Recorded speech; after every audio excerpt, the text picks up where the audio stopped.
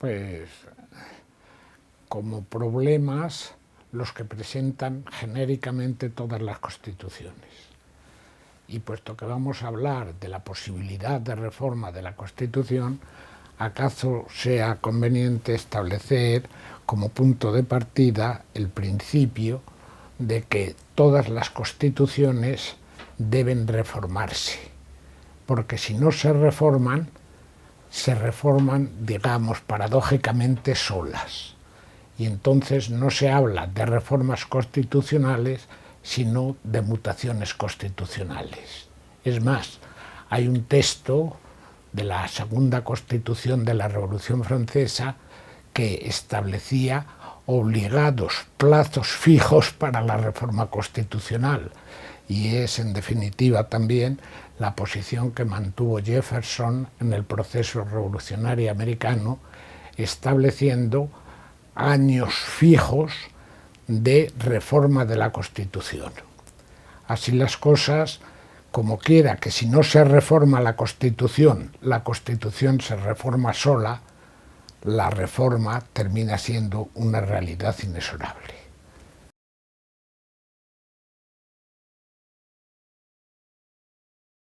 Por supuesto que es necesario reformarlo. Y voy, volviendo a lo que acabo de indicar, a constatar los siguientes datos.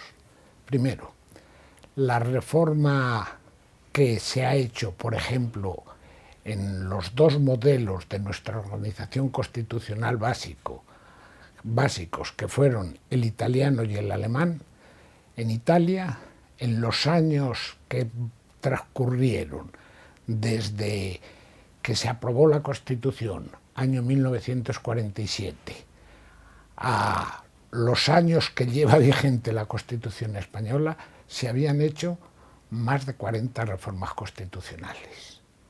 Otro tanto se puede decir con relación a la Constitución alemana de 1949, de suerte tal que se habían realizado más de 30 o 40 reformas de la Constitución. Pero el caso más sorprendente es el caso americano. La Constitución, aprobada en 1878, a los 3 años de aprobarse la Constitución, se hizo la primera gran enmienda, cuyo texto es casi como el texto original de la primitiva Constitución. Desde aquella primera reforma a la última, la enmienda 27, han sido muchos los puntos de la antigua Constitución que se han visto transformados.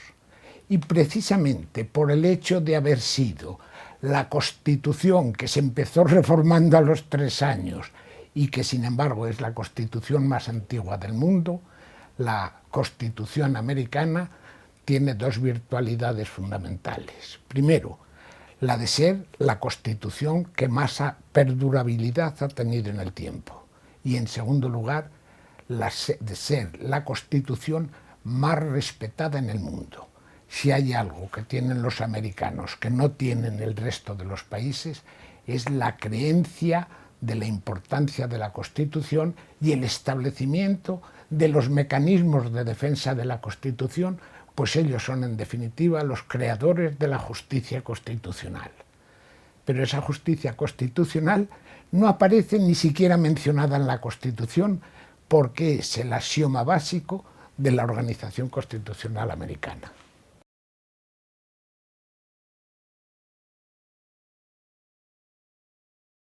Si es que está reformado, si es que se ha reformado a través de no una reforma expresa, sino de dar por buena una mutación.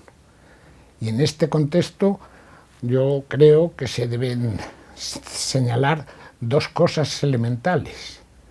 La primera, de que en la Constitución hay que fijar claramente los sujetos constitucionales, esto es, los componentes materiales y espirituales que determinan la Constitución. Y en este esquema no tenemos que olvidarnos de lo siguiente. Constitución italiana, se crea un Estado descentralizado como en España, solo que en lugar de hablar de Estado autonómico, allí se habla, en Italia, de Estado regional. Y naturalmente, lo primero que se hace en Italia es fijar en la Constitución cuáles son las regiones. Da la casualidad que en España las autonomías no aparecen ni siquiera descritas en la Constitución, generándose la inmensa paradoja que supuso la organización constitucional española ante ese hecho que es elemental. Así se pudo crear el gran problema de que al final de todo el proceso de organización de las autonomías convertido en un proceso político, y como quiera que en la Constitución no se decían cuáles eran las autonomías, estuvo a punto de convertirse en una autonomía, la última, la autonomía de Segovia, porque ni se adscribía a Castilla-León, ni a Castilla-La Mancha, ni a Madrid. Y desde esta óptica fue la fortuna de un senador importante en el momento constitucional la que determinara ese singular disparate de la organización constitucional española. Y el segundo punto que me interesa señalar es que en España se han introducido alguna innovación que es lo que en términos genéricos se ha llamado la inconstitucionalidad de ciertas disposiciones constitucionales, y en las que la intervención de la jurisprudencia constitucional del Tribunal Constitucional no ha sido ni lúcida, ni inteligente, ni clara. Me refiero a lo que los franceses han llamado el bloque de la constitucionalidad. ¿Y qué significa el bloque de la constitucionalidad? Que en virtud de las leyes orgánicas, que son también francesas y únicas también con nuestro caso, que es el español en el mundo, al hacer una diferenciación de dos tipos de leyes, unas ordinarias y otras superiores a las ordinarias, que se llaman leyes orgánicas, ha surgido el fenómeno del bloque de la constitucionalidad. ¿Y qué es este bloque de la constitucionalidad? El establecimiento de unas normas que están entre la Constitución y la ley ordinaria y que se convierten en referencia del ordenamiento constitucional. Y así nos encontramos ante este singular fenómeno de un bloque de normas que son las leyes orgánicas, las leyes de autorización, las leyes de reconocimiento de competencias, en virtud de las cuales la Constitución no es sólo la norma fundamental, sino que hay otras normas inferiores a la Constitución, como son los estatutos de autonomía, a través de los cuales la Constitución pierde importancia y el proceso de las leyes que forman como leyes orgánicas el bloque de la constitucionalidad recobren influencia constitucional. Quien expresó esto de una forma precisa y clarísima fue el expresidente de la Generalitat de Cataluña, el señor Maragall, cuando el día que se aprobó el Estatuto de Autonomía dijo estas dos cosas. El día que apareció publicado en el mes de agosto, creo que fue el 8 de agosto o el 9 de agosto, en el boletín oficial, el Estatuto de Cataluña, dijo aquello, que con el Estatuto el Estado español había pasado a ser algo residual en Cataluña porque la Constitución de Cataluña ya no era la Constitución española, sino el Estatuto de Autonomía.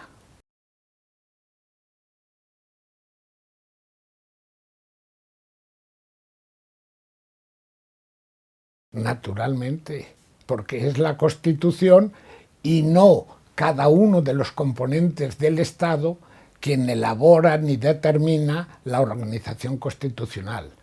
Antes de la Constitución como ley está la Constitución como orden del Estado, y la existencia clara de los principios que rigen el Estado como totalidad son exigibles para cualquier ordenamiento. En Italia se dijo cuando se aprobó la Constitución del 47, forman parte de la organización italiana 4 autonomías que van a tener un estatuto especial, que fueron los estatutos de Sicilia, el estatuto de Córcega, de Cerdeña, el estatuto del Piemonte y, por último, el estatuto del Alto Adigio y el estatuto especial de la ciudad de Trieste. Y esos tuvieron vigencia con la Constitución.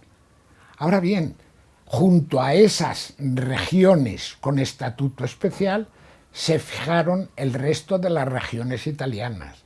Y en la Constitución italiana se dice esas regiones son la Liguria, la Romaña, la Lombardía, etcétera, etcétera. La Constitución española, por lógica elemental, tendrá que establecer cuáles son esas regiones que componen la totalidad del Estado. Y entonces se vería el inmenso disparate que supone y la artificiosidad con que se construyeron las autonomías en la España de 1978.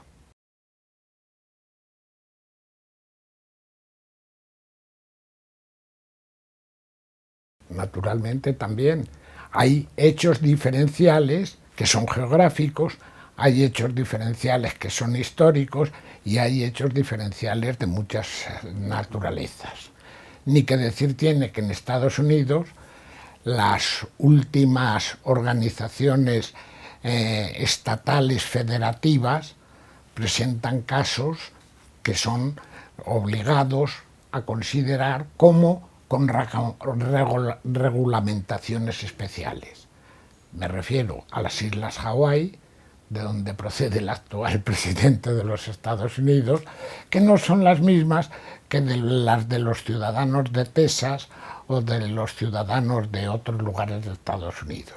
Y el propio caso sui generis y especialísimo del Estado de Puerto Rico, que forma parte de los Estados Unidos, pero no forma una parte integral y definitiva de Estados Unidos. Las circunstancias históricas y al mismo tiempo las circunstancias espaciales determinan que haya que hacer y establecer regulamentaciones independientes.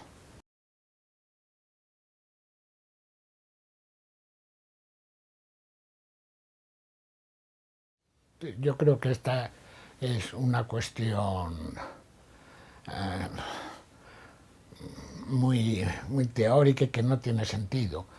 La cuestión es si todo lo que se dice en la Constitución debe ser objeto de ser contemplado normativamente. Dicho en otras palabras, que lo que diga la Constitución y cuanto expresión de la Constitución, que deben ser por lo normal breves, establezcan en el texto constitucional referentes jurídicos básicos para no realizar luego interpretaciones arbitrarias de ellas.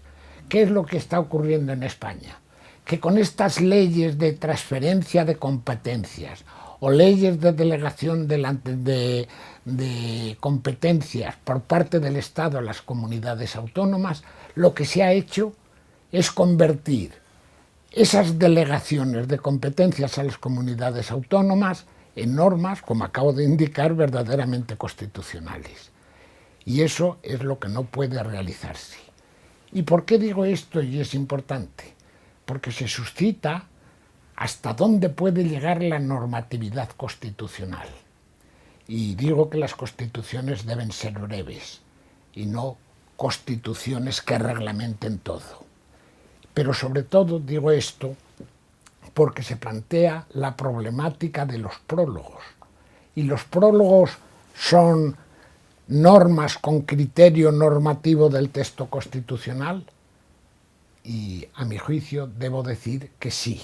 Solamente se conoce un caso de una constitución que fue la turca, en la cual se decía: el prólogo no forma parte de la Constitución. ¿Los prólogos deben formar parte del texto constitucional? Pues Platón, que fue a su modo el primer constitucionalista de la historia, en su libro famoso sobre las leyes, señala que hay leyes superiores y leyes inferiores. ¿Y qué llamaba leyes superiores Platón en su tratado sobre las leyes? Y dice: son aquellas que explican qué es lo que significa exactamente la ley, para que luego no venga nadie interpretándolas para decir lo contrario. Y una ley superior es justamente la que elimina la posibilidad de interpretación posterior y normalmente tergiversada en muchas ocasiones del auténtico contenido de la ley. En este contexto, lo que antes señalábamos de la legislación subvertida como consecuencia de la aparición de las leyes orgánicas y del bloque de constitucionalidad, nos lleva a tener que concluir que no pueden hacerse leyes que se conviertan en interpretaciones libres de la Constitución para decir y entender la Constitución como les venga en gana a los legisladores estatuyentes, no a los legisladores constituyentes.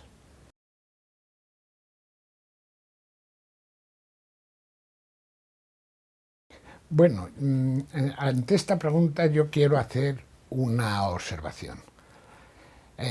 Al ordenamiento jurídico constitucional se le puede preguntar a ver qué es lo que él nos dice jurídicamente.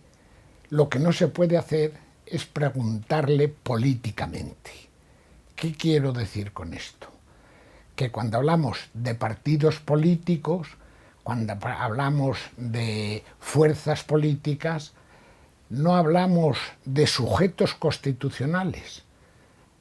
Algo que es muy claro en nuestro texto constitucional es que los partidos, aunque sí son objeto de una regulación constitucional en el artículo 6, y los grupos, no partidos, sí son objeto en cuanto a grupos de interés o grupos de presión, sí son objeto de regulación constitucional en el artículo 7 de la Constitución, no son propiamente sujetos constitucionales, sino sujetos de derecho privado.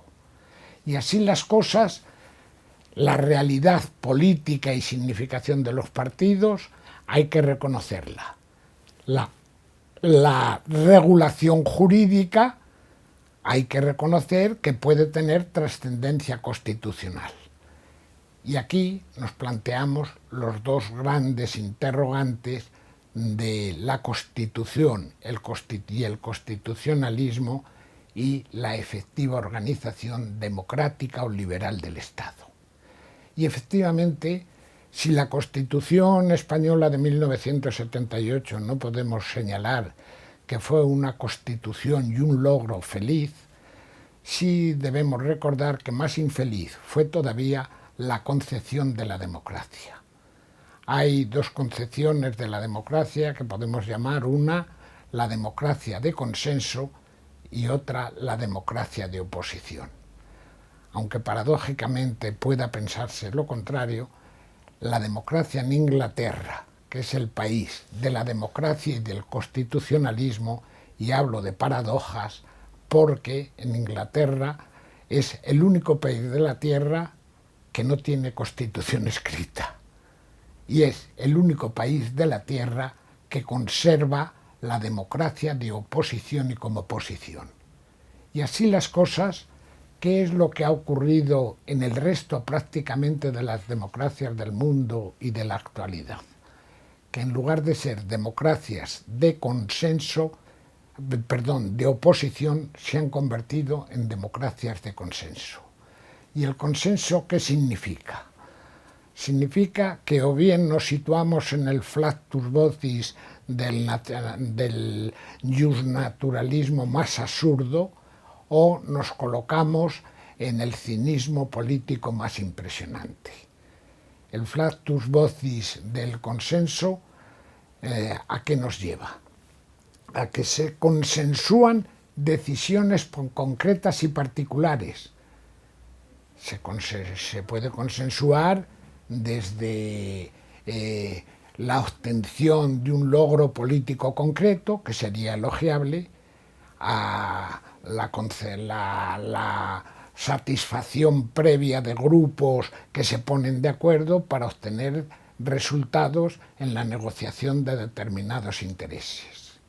Frente a ese entendimiento del consenso y del contrato, hay que partir justamente de lo que han partido los ingleses, de que la vida social es socialmente conflictiva y de lo que hay que hacer es reconocer el conflicto. Y cuando se reconoce el conflicto hay siempre tesis beligerantes.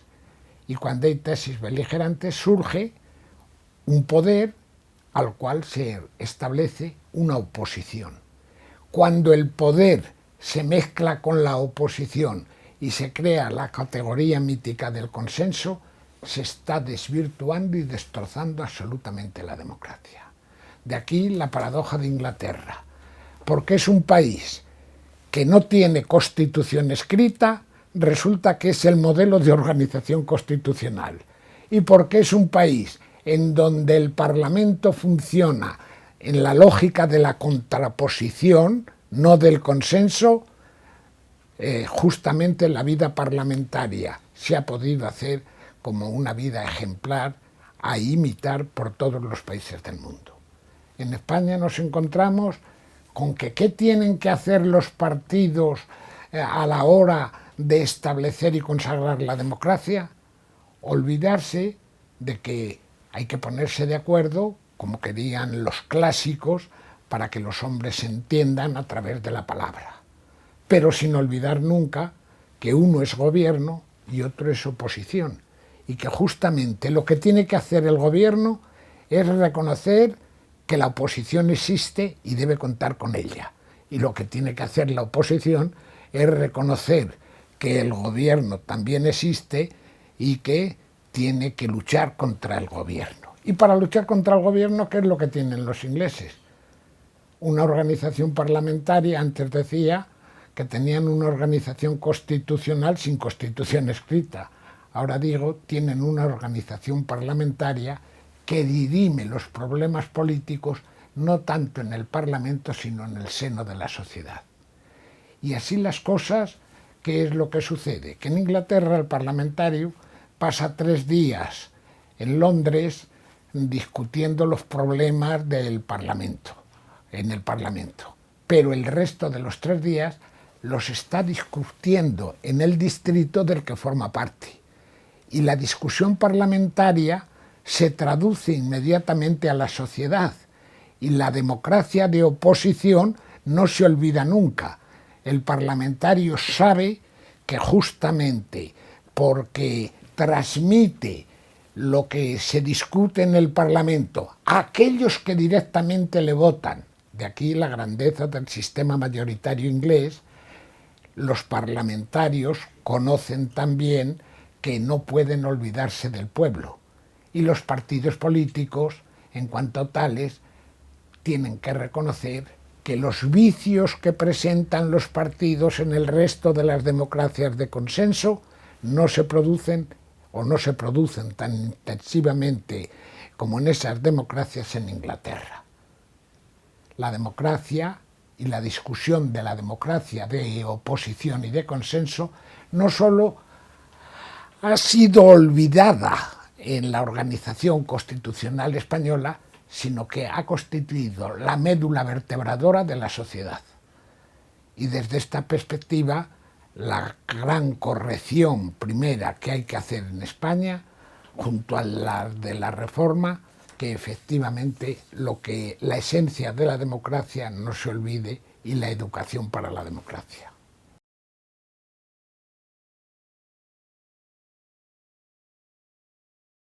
Pues mire, me ha adelantado a la pregunta que me hace ahora.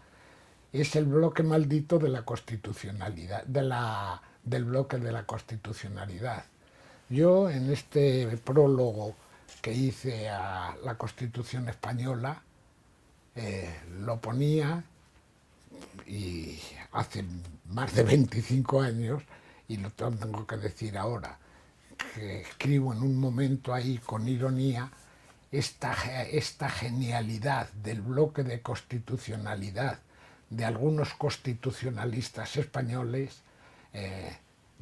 no me atreví a decir, y del Tribunal Constitucional reconociéndola y proclamándola, constituye la mayor ridiculez de nuestros criterios sobre la organización constitucional.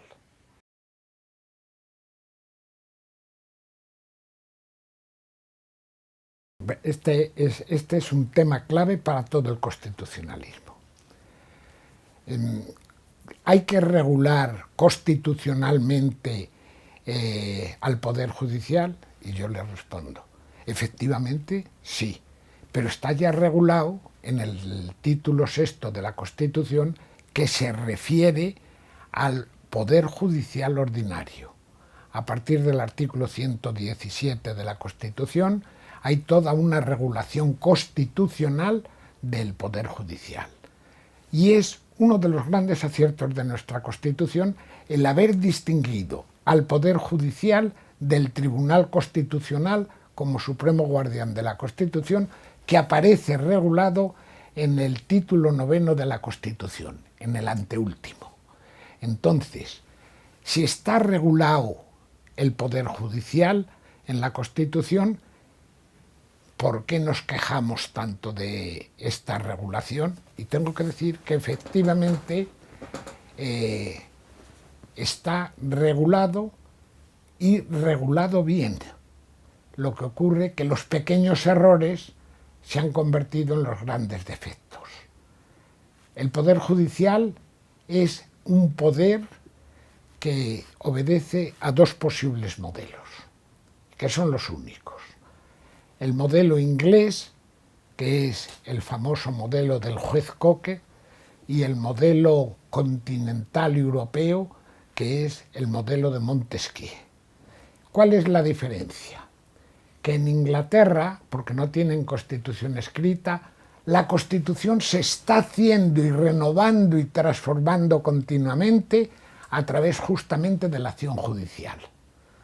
En el continente, el modelo de Montesquieu parte del modelo de un juez que no hace la ley como en Inglaterra el juez hace la ley en el modelo de Coke a través de la jurisprudencia. En el constitucionalismo francés, español, italiano, alemán, el juez no hace la ley, el juez aplica la ley. Y la regulación que ha hecho nuestra Constitución es brutalmente incorrecta. No.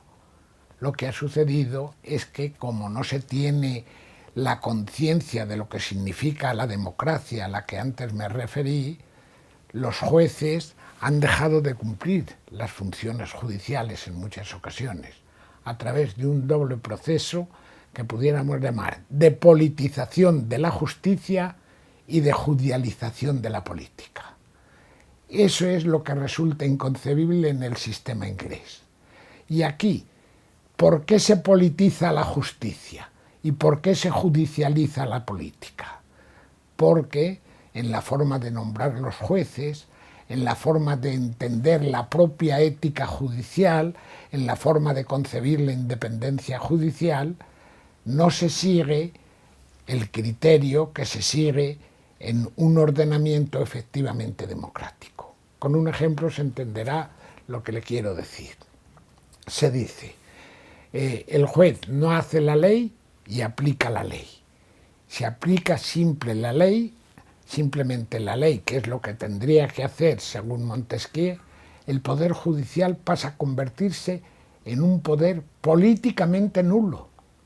Porque si se aplica el silogismo judicial, la ley dice que el que mate a una persona es homicida, y al homicida, premisa mayor de un silogismo, y al homicida hay que condenarle con X años de prisión, condeno a este sujeto, dirá el juez, a la pena de tantos años de prisión. Aplica el silogismo y lo único que hay que pedirle al juez es que tenga independencia para aplicar sin embadurnamiento de ningún tipo, lo más lógicamente posible, el silogismo. Por eso, dice Montesquieu, el juez es un poder aquel que son nul, en cierta medida nulo. ¿Y por qué es nulo? Porque se limita a realizar una función mecánica. Sucede, no obstante, que ese ejercicio del juez tiene que verse afectado de alguna forma por una serie de prejuicios, por una serie de intereses, y entonces el juez va a tomar libertad. Y a ese poder, aquel que son nil, el poder que debe ser simplemente la boca de la ley, la bouche de la loi, decía Montesquieu, deja de ser boca de la ley y deja de ser un poder en cierta medida nulo, porque va a empezar a desempeñar otra función.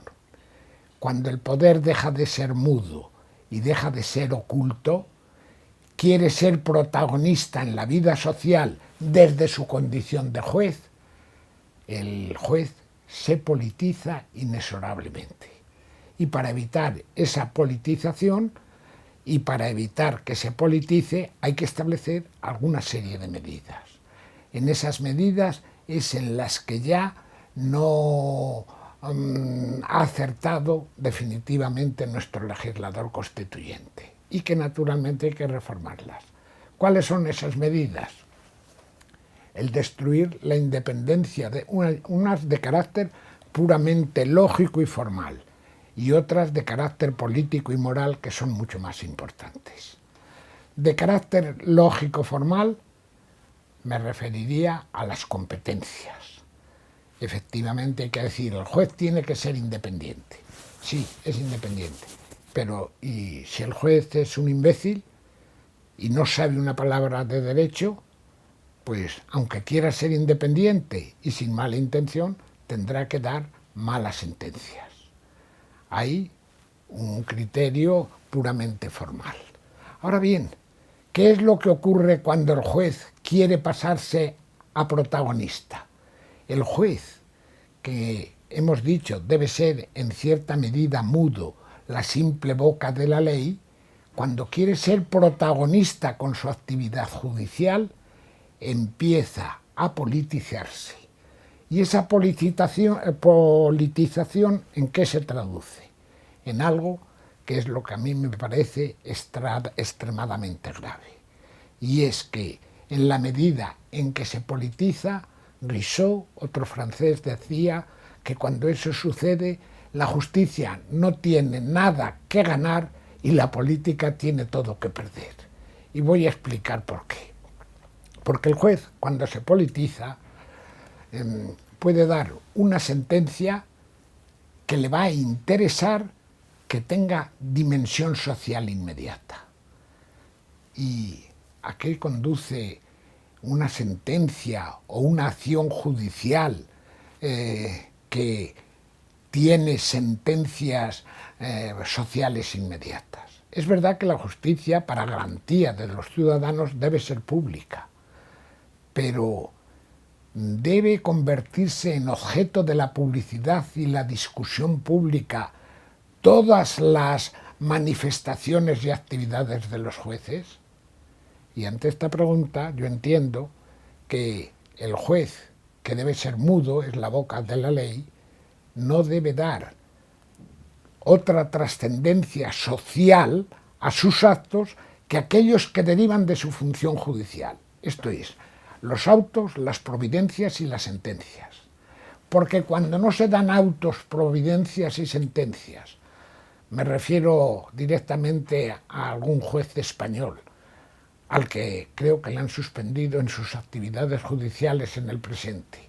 Lo que hace son declaraciones en los periódicos o en las televisiones, lo que está es dando una dimensión social a su actividad que lleva a hacer verdad aquello de Rousseau de que la justicia no tiene nada que ganar porque la justicia pasa a ser objeto del desprestigio más absoluto. ¿Y por qué? Porque efectivamente, siendo un poder nulo, un poder, aquel que fa son nil, en cierta medida nulo, la justicia, y cuando habla con autos, providencias y sentencias, se convierte en el poder más importante del Estado. Piense la gente que es el único poder del Estado, que es mudo, pero es el único poder del Estado que nos puede llevar a la cárcel y que nos lleva. Porque la función de juzgar, según el artículo 117 de la Constitución, no consiste solamente en juzgar, sino en ejecutar lo juzgado. Y cuando ejecuta lo juzgado nos encontramos que frente al resto de los poderes del Estado, donde nadie puede decir yo soy el que legislo, porque legisla los representantes de los ciudadanos, yo soy el que ejecuto, porque el gobierno no se individualiza nunca en ningún sistema, en una persona, el Poder Judicial es el único que, siendo en cierta medida nulo, es el que juzga, ejecuta y juzga un juez. Y el juez aparece personalizado. Y así las cosas. Desde esta óptica, ¿qué sucede cuando en lugar de dar autos, providencias y sentencias, lo que hace son declaraciones a los periódicos? Que está juzgando, aunque no ejecute, pero está juzgando a ciudadanos. Y ese juicio de los ciudadanos, ¿a qué puede llevar? Y hay un gran procesalista italiano del siglo XX, del siglo pasado, que decía que lo peor de la justicia no está en el proceso y en la sentencia, sino en el propio proceso. Cuando socialmente un juez, por declaraciones, ha hecho la afirmación de un ciudadano y le ha condenado en un proceso al que ha dado publicidad, aunque luego le absuelva, decía Carneluti, la pena está en el proceso. Y el proceso se convierte en una pena.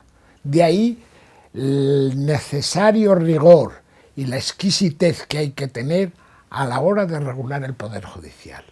Esto lo vieron perfectamente los americanos cuando redactaron su Constitución. Esto, desde luego, no lo hemos visto los españoles cuando hemos redactado la nuestra.